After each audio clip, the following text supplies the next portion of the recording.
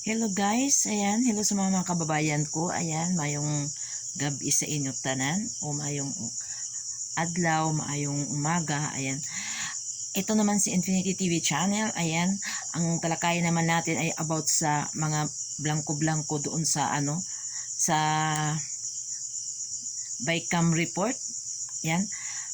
Kung hindi lang tungod kay kay Tatay Digong, hindi nato nabalaan ang nakalatabo.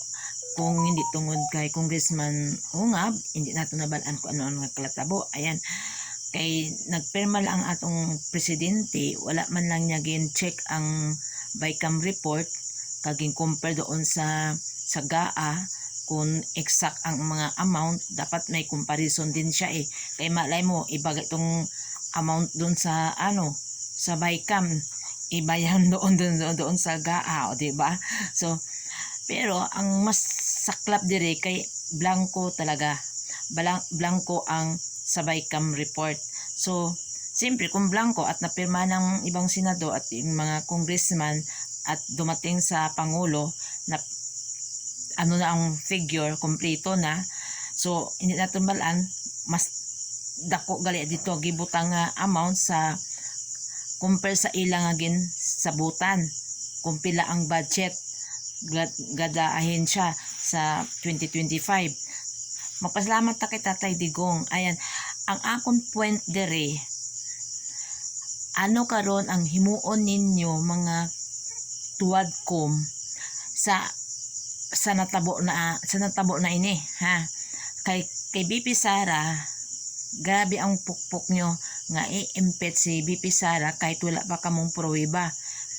Pero ari karon may pruweba na kag na bulabog na kag si Raul Manuel nilaglag kamo.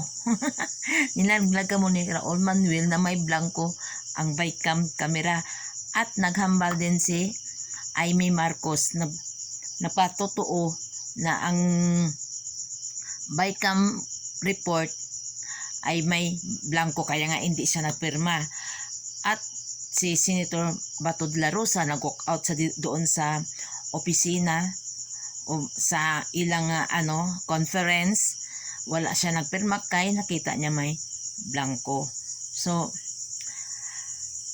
ano karon ang inyo himuon kay kamo nga sige usig kay BP Sara, kamo man gali ang may problema.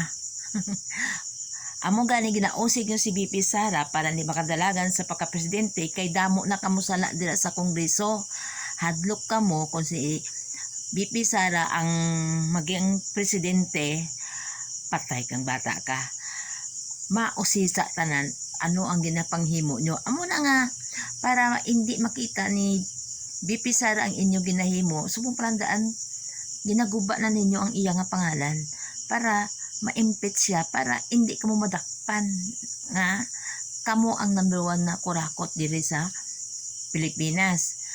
Gani dapat gani si mga ni sa Kongreso at mga party list na wala na tani na siya. Kay wala man kamo may ginhimo nga batas.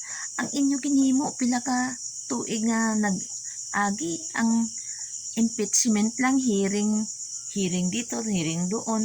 O kung hindi nyo magustuhan ang sagot sang ang kung silunggo pa ang answer English na yan. Kung hindi ninyo magustuhan kung ano ang rason sang resource person nyo, ikulong nyo. O ayan si Colonel Grijaldo, i-content na naman ninyo kay ayaw niyang sagutin ang mga tanong nyo. Anong mali dyan? May karapatan ang bawat tao kung sasagot o hindi. Kahit ang abogado, gambal, may karapatan ka magsagot o hindi. Diba? Pero ikulong nyo para ginapahog nyo ang tao para lang gid magsabat sa inyong mga pamangkot. O lantaw naton kung mag-hearing ninyo ang mga salarindira sa sa Kongreso, kay hindi nyo balaan dakpan ng gapon kamo. Kay nga may mga mata dira sa inyo, hindi naman kamo solid dira di ba? So, kung ako sa inyo, tarungon yung trabaho nyo. Kamo ang grabe mangurakot, iusig niyo dito kay Inday Sara.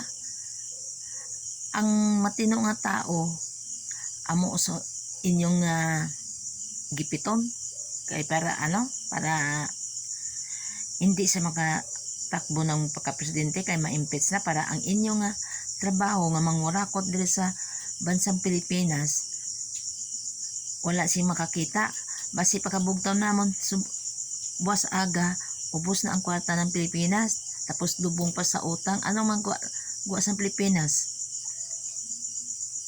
kaluluoy ang mga apuhan balang in the future kay amo na inyo batasan inyong ginaisip inyong sarili lang kung paano ko makalikob ng dako nga kwarta pero ang baraklon sobra ka mahal baskin isda gani lapit na ang preso sa karne sobra ka mahal kung hindi pa nakahambal si Pangulong Duterte wala na balaan ni hipos lang kamo karon te nagbulabog na nagdepensa na kamo nga oo nga may nga blanco pati si Franz Castro nag-amin din may blanco late ka na Franz Castro subong ka pa mag-amin tapos na tapos tingnan natin kung anong ninyo ipatawag niyo tanan nga mga senador nga nagpirma sa tong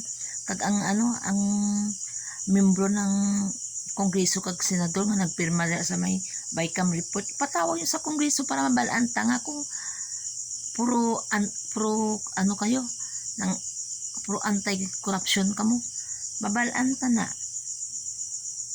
si BP Sara lang inyong pukpukin sarili niyo pukpukin niyo lantaon ta kung anong reaksyon ni Dilima ni Franz Castro ay sila gid ang nag-uusig nga i-impeach si Inday Sara o karon harap-harapan tapos pagwaon pa ninyo nga sinungaling sa Tatay Digong kay hindi pa kamo mag-amin pero kung sa akon lang daw hindi ko man mabasol si BBM kay doon man sa nagpirma sa GAA kay sa GAA nakita naman niya nga kumpleto pero hindi sa nagtaka basi dako ang amount doon pero dapat mabusisi siya kay siyempre dalawa ang report na kay bago abi ma-aprobahan ng presidente kinahanglan ma-aprobahan doon sa BICAM at mapirma ng mga senado bago ipasa doon sa GAA at ihatag sa presidente para maging batas siya para maging legal karon kay ang atong presidente damurag tanga man nagpirma lang wala man niya ginusisa wala man niya gistadihan di sino karon ang ang problema di siya dapat gisunod na si Tatay Digong kay wala man si Tatay Digong si iya nga nang yung gibasol ba o yun pagbintangan siya di nagambas Tatay Digong kung pwede i-check niya anay bago siya magpirma ba kay bago siya magpirma iya anay nga ususain kung ano ba ang kung kumpleto ba kung wala ba sing problema o di karon kay ang bala niya basta di ko nga tikalon di siya ang napahamak di ba kaya ako sa inyo guys ang tanan nga mga senador kag ang congressman nga nagpirma doon di niyo pagbutuhon kay basi sa pila ka adlaw butuhon ninyo na kamagdaog ubos ng kwat kasang kag ang mga congressman nagplano mag-impeach kay BP Sara hindi na niyo pagbutuhon kag ang mga party list na yun ayan makabayan muna ay ang mga kabayan muna gusto niya ma-impeach makabayan muna makabayan black yan yung party list ni Castro yung teacher kay siya ang nominee dapat hindi na pagbutuhon sila Abante yan sila Akop sila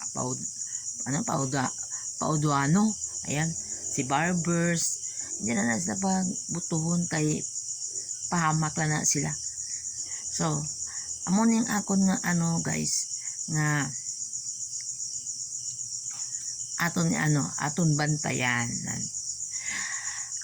Kag bago ako magtapos, ayan, sa wala pa naka-subscribe sa akong channel, subscribe niyo guys, para kung may mga bago ako nga nga video, ma-update ko kayo kaagad, ma-notify ko kayo, at para mabalaan ninyo kung ano ang mga nakalatabo diri sa atong bansang Pilipinas. Yan, i-like naman ninyo at i-share. Ayan, huwag niyo kalimutan i-share ang ating video. Ito si Infinity TV Channel nagpapaalam. Ayan, sa liwat, magandang gabi. Sa Tagalog, sa Ilonggo, maayong gabi. Bye-bye!